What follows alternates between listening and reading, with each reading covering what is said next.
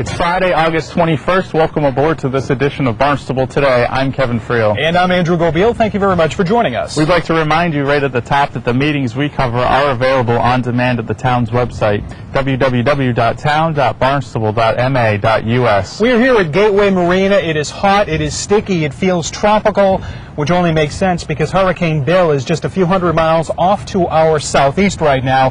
Forecasters, as we record this on Friday, say that it's very unlikely we're going to see the brunt of the storm. However, we thought it would be a wonderful opportunity for us to head on out there and talk to police officials and recreation officials to find out what sort of steps are in place should Hurricane Bill jog to the west and affect us more severely. They're taking this right now as an opportunity to perfect everything in case a storm comes in the future. For now, however, let's head on over and talk with Detective Kevin Connolly of the Barnstable Police Department. It is warm, it is humid, it actually feels like we're going to be dealing with a hurricane in the next few days. I mean, these tropical conditions are amazing. Detective Kevin Connolly joining us right now. So we have our emergency operation or SIM plan all worked out for the hurricane coming up on Sunday? We do. We have our SIM plan in action. It's the Comprehensive Emergency Management Plan. It's updated every year. Every town department has parts of it. Our part of it is, what our equipment is, what our equipment needs are, and how that would go into effect. Say we have a major emergency down here. Well, as we record this right now on Friday morning, Bill is a Cat 3. It looks like it's really not going to affect us too severely, but I would imagine that this is as good a time as any to kind of put this into operation in the event of a real emergency, maybe later on in the season. It is, and even the emergency planning, it's kind of like a major event planning for us as well. And we've actually had a couple of so-called pregame warm-ups with the major events. With 4th of July is always a major event for us. So we've had some major funerals in town that has really given us a time frame to kind of get warmed up for this and see what the needs are for something like that. We were talking to the airport manager, Bud Brielt, a few days ago, and he actually pointed out that with the Eunice Shriver funeral and with all of the VIPs in town, including, of course, Vice President Biden, it gave him an opportunity to kind of prepare for the imminent visit of President Obama. We'll get to that in just a moment, but more on the hurricane. Basic stuff. I mean, it's from staffing to where you guys are going to be or what's going on. I mean, are there any plans in place right now? Are you perhaps increasing staffing? I would imagine you got people on call in the event that maybe Bill takes a jog to the west. There is. We always have officers on call. We have an emergency paging system that we use for both our regional SWAT team as well as just officers in general in case there's a major catastrophe or a major event. We basically have in place with NSTAR when there's a hurricane where there's going to be a lot of trees down, a lot of wires down, electricity out. We'll actually have an NSTAR employee in our emergency control center with us, divert the calls towards them so they can handle them more appropriately. And it frees up the officers to handle the 911 calls.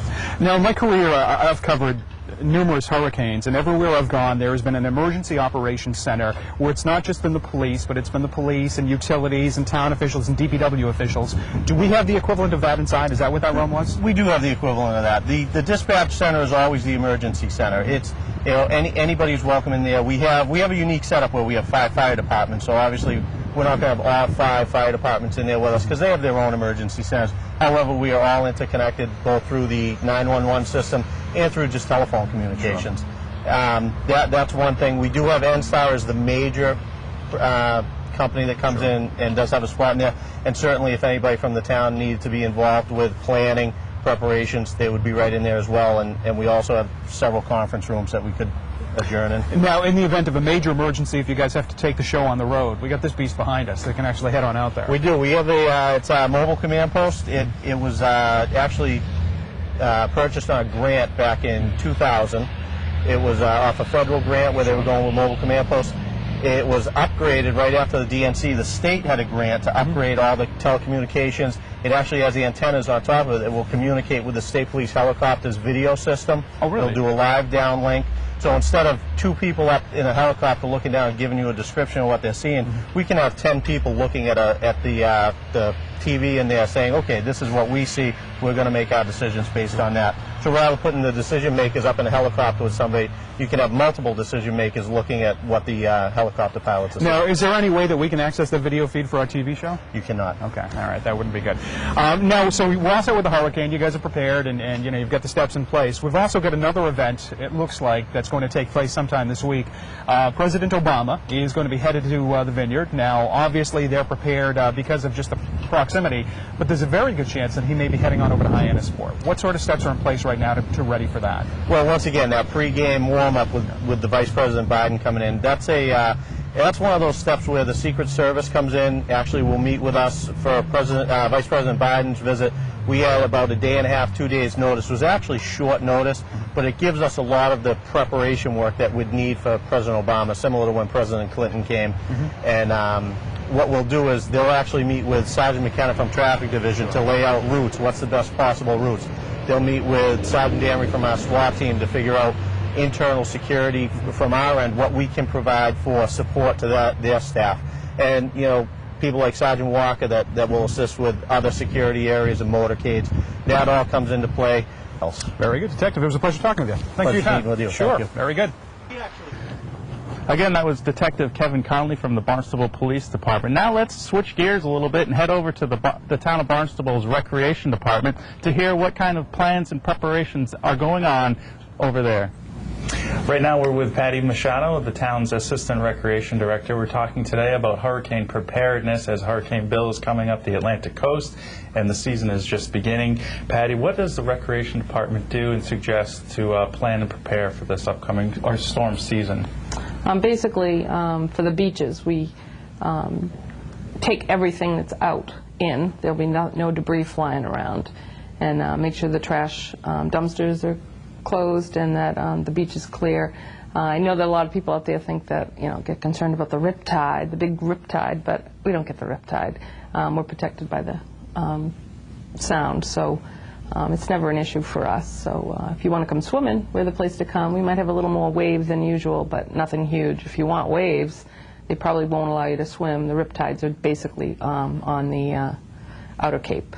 So a riptide is essentially...